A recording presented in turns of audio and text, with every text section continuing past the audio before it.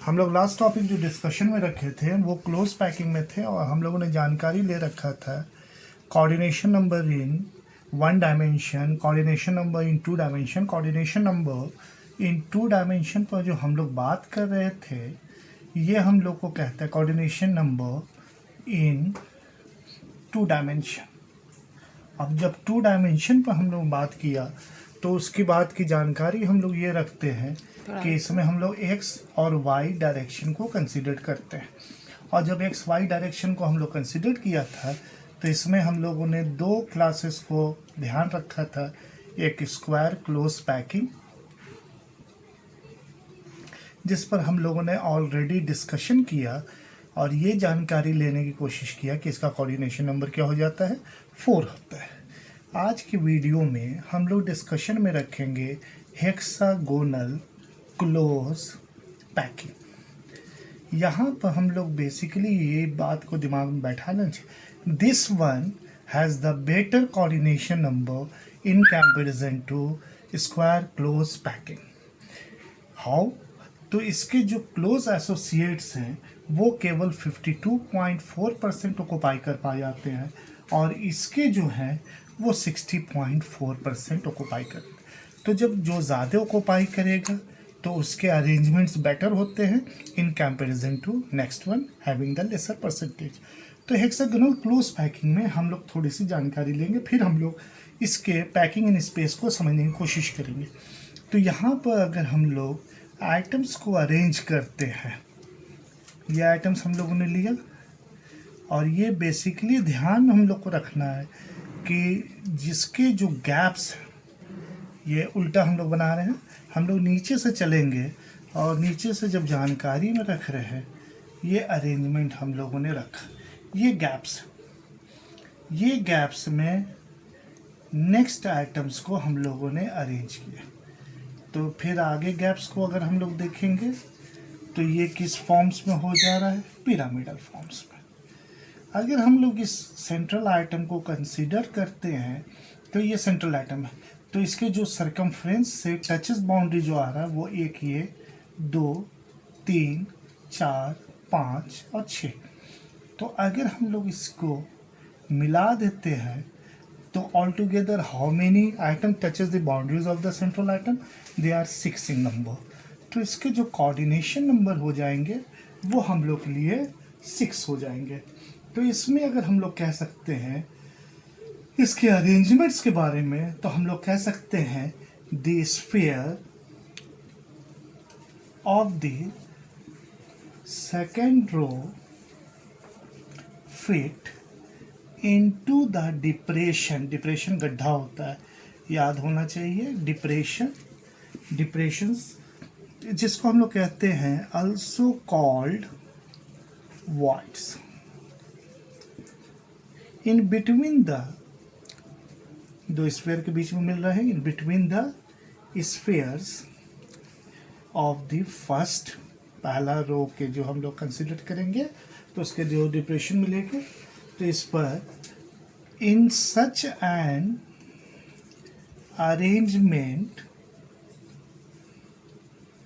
arrangement we found the central atom is in contact with six other sphere in the same plane। तो इस packing को हम लोग क्या कहेंगे, this packing is called hexagonal close packing. इस पर बेसिकली हम लोग थोड़ा सा और ध्यान देते हैं समझने के लिए अपना, ऐसे व्यूज़ ऊपर से अगर हम लोग देख रहे हैं तो क्या व्यू हो जाएगा 3 डायमेंशंस में। तो हम लोग बेसिकली ध्यान रख रहे हैं इस आइटम को, ये हम लोगों ने कंसीडर किया। अब ये दूसरा आइटम जो है इसके डिप्रेशन में हम लोग डाल रहे हैं, फिर जब कंसीडर कर रहे हैं तो अब ये आइटम्स क्या हो जाएगा, ये डिप्रेशंस में आएगा। तो हम लोग यहाँ पर कंसिडर क्या करेंगे, फिर उसी पोजीशन से हम लोग स्टार्ट कर रहे हैं। तो जब हम लोग यहाँ पर स्टार्ट कर रहे हैं तो ये कंसिडरेशन में हम लोग ये पोजीशन, अगर हम लोग बेसिकली ध्यान रखते हैं तो एक रो के डिप्रेशन को, जैसे ये है तो ये वाला एक कैटेगराइज में हम लोग रख रहे हैं। यहाँ पर गौर से देखिएगा, तो ये किस में मिल रहा है हम लोग को, एक टाइप में। ये वाला भी जो है एक टाइप में मिल रहा है। लेकिन अगर दूसरे को देखा, ध्यान में रखा जाए, तो हम लोग कह सकते हैं दूसरा वाला जो आइटम्स है वो इस बीच में है, ये वाला। तो अब इस दोनों की पैकिंग जब हम लोग करेंगे तो मैटर ऑफ कंफ्यूजन होता है। तो पहले हम लोग ए रो के ऊपर आइटम्स बैठाएंगे, फिर बी रोज के ऊपर बैठाएंगे, जो वॉइड्स हम लोग को मिल रहा है। तो अगर हम लोग इस पर बैठाएंगे तो ये वाला स्ट्रक्चर्स इसको कवर करेगा, फिर ये वाला स्ट्रक्चर्स इसको कवर करेगा, फिर ये वाला स्ट्रक्चर्स इसको कवर करेगा, फिर ये वाला स्ट्रक्चर्स इसको कवर करेगा। तो अगर इसको कवर कर रहे हैं तो ये रोज हो जाएगा। The figure will be complicated for you, तो उसकी बात नहीं है, लेकिन हम लोग जो ये समझे इसी को बेसिकली मानना है। अब जब ये ब्लैक डॉट्स है उसको कवरिंग करने के लिए फिर एक थर्ड रो लेते हैं। तो ए और बी गैप्स को भरने के लिए we can arrange the sphere in different manners. ये थोड़ा कॉम्प्लिकेशन में आ जाता है, क्योंकि हम लोग के पास कलर से बनाना चाहिए और फिगर हाथ से बनाने की वजह से हम लोग को उतना विविड पिक्चर्स नहीं मिल रहे। तो इसको समझने के लिए हम लोग हेक्सागोनल क्लोज पैकिंग को ध्यान से देखा जाए तो ये हम लोगों ने लिया एक ऊपर का,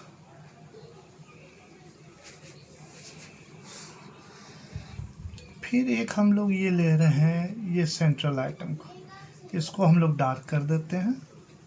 इससे उम्मीद है कि कुछ बेहतर समझ में आएगा। अगर हम लोग ये ध्यान रखते हैं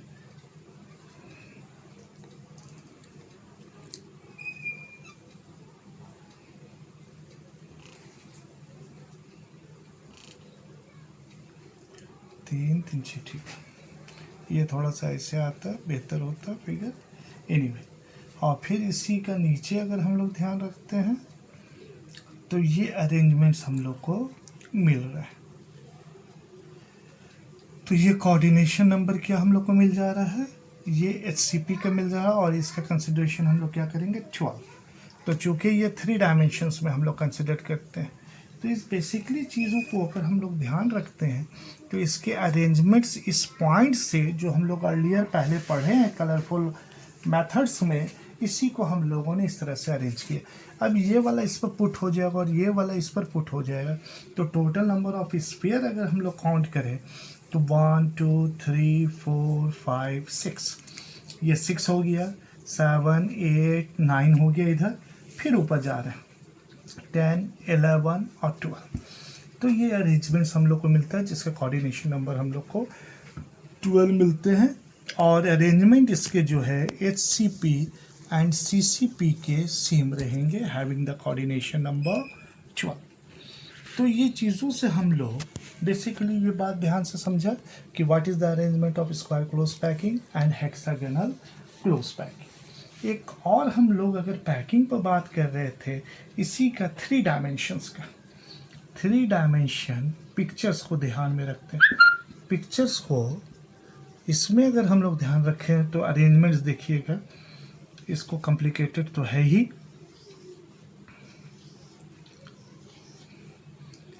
ये हम लोगों ने अरेंज किया।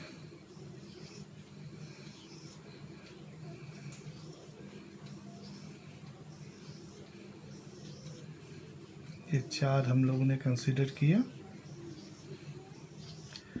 अब हम लोग ये 3 डायमेंशन को इधर लिख देते 3D। अब इसके जो 3 डायमेंशन में लिया, ये जगह को हम लोगों ने भरा, ये भरा, ये भरा, ये एक हुआ। इसके अरेंजमेंट्स को ध्यान में रखा तो ये भरा, ये भरा, एक इधर भी आया। तो ये 3 हम लोग को मिल रहा है, एक और जाएगा। तो ये हम लोगों ने इसके लिए भरा। तो आप देखने से 4 इधर मिल रहे हैं, 4 इसके पीछे अरेंजमेंट्स में आ रहे हैं। उसी तरह से अब इसके जब हम लोग देख रहे हैं तो ये अरेंजमेंट्स हम लोग को मिला।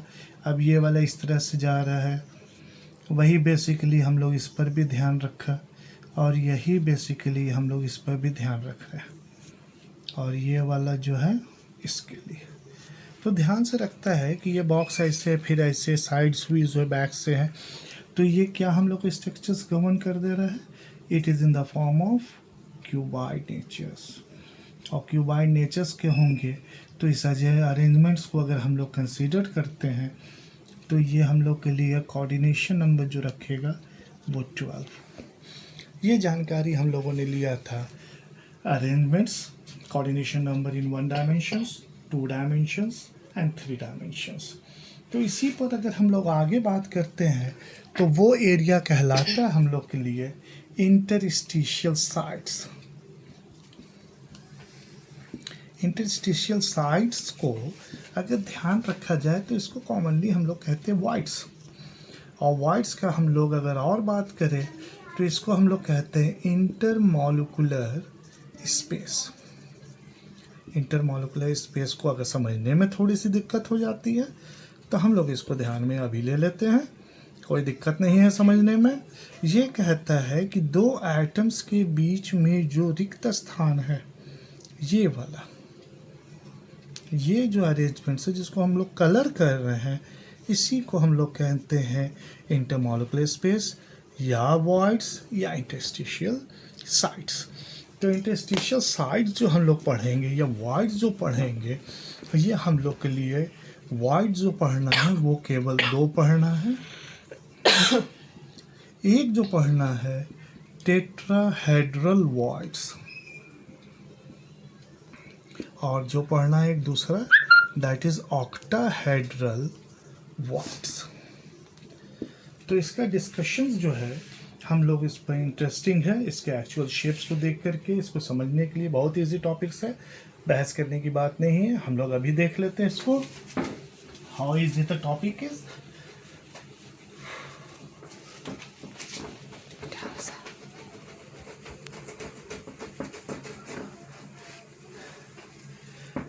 तो अगर हम लोग ध्यान से देखें टेट्राहेड्रल वॉइड्स,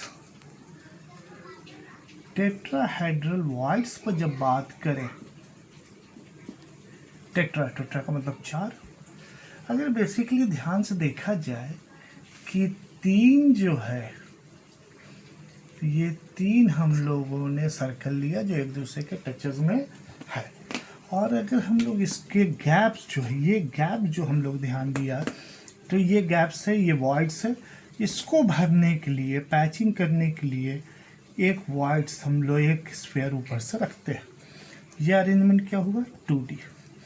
अगर इसको 3D में हम लोग ध्यान में रखते हैं तो ये कहता है कि 3D पिक्चर्स में हम लोग कैसे अरेंज करेंगे। तो बेसिकली ध्यान से देखो, ये सर्कल लिया, ये लिया, ये लिया, तो ये ध्यान से लगता है ये इधर है और एक पीछे है, इसके बीच में गैप्स। एक स्फीयर जो इसको ऊपर पुट करेंगे वो ये होगी।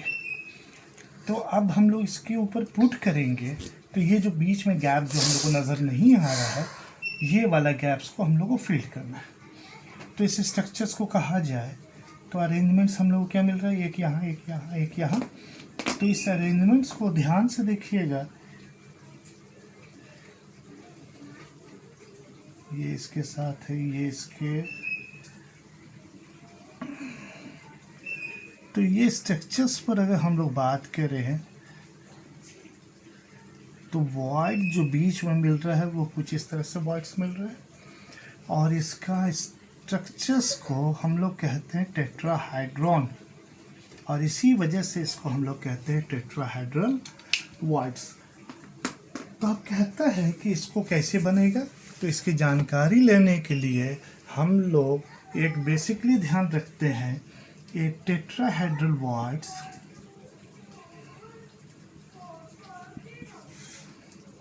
void is formed when the triangular void made by three spheres of a particular layer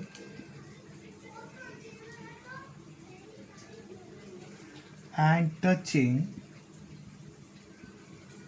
क्या कर रहा है, each other, has a contact with one sphere either in the upper layer or the layer below it. तो form जो कर रहा है tetrahedral voids due to the presence of 4 sphere. Tetrahedral जो हम लोग को मिल रहा है, ये मिल रहा है ड्यू टू 4 स्फीयर. 4 स्फीयर कैसे देखेंगे, तो 1 2 3 1 4. तो हम लोग कह सकते हैं, तो जैसा फिगर में हम लोग को दिखाया गया, हम लोगों ने इसको समझा. तो ट्रायंगुलर है, arrangement around the word is tetrahedral. तो इस अरेंजमेंट्स को हम लोग कहते हैं टेट्राहेड्रल. और अगर इसी का अगर हम लोग radius of A tetrahedral voids को जानकारी मिले, तो it will B occupying 22.5% of the sphere. तो इसको अगर हम लोग आर वॉइड्स कैलकुलेशन पूछता नहीं, इसलिए हम लोग उसमें ज़्यादा समय नहीं वेस्ट करेंगे. तो ये हो जाएगा 0.225 इंटू 100, चूँकि परसेंटेज में निकालना, it will be 22.5%. This value we get for the tetrahedral voids. और now we have the calculation for the octahedral voids. तो ऑक्टाहेड्रल वॉइड्स पर जब हम लोग बात करें, तो लेकिन बेसिकली एक थोड़ी सी जानकारी और रख लेते हैं कि कैरेक्टरिस्टिक्स एक दो ठो देख लें इसको. कैरेक्टरिस्टिक ऑफ टेट्राहेड्रल वॉइड्स, इसके कैरेक्टरिस्टिक्स को हम लोग ध्यान में रखते हैं. तो इसका कहता है size of the void is much smaller, gap बीच में बन रहा है, then that of the sphere. Sphere पूरा ऑक्युपाई कर रहा है और जो गैप्स बन रहे हैं वो इसके बीच में बन रहा है, तो यकीनन वो काफ़ी छोटा होगा.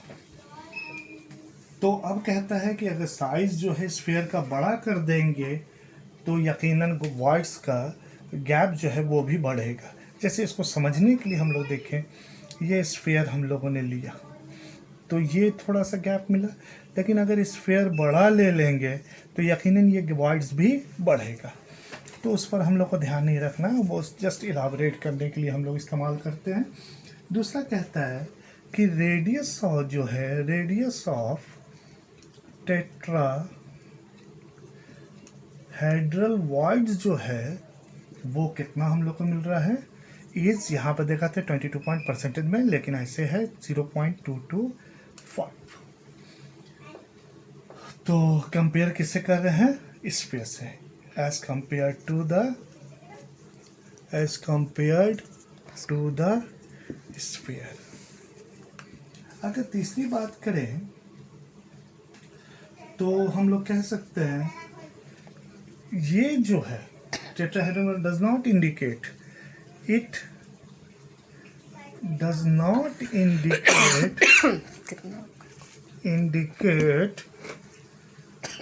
the shape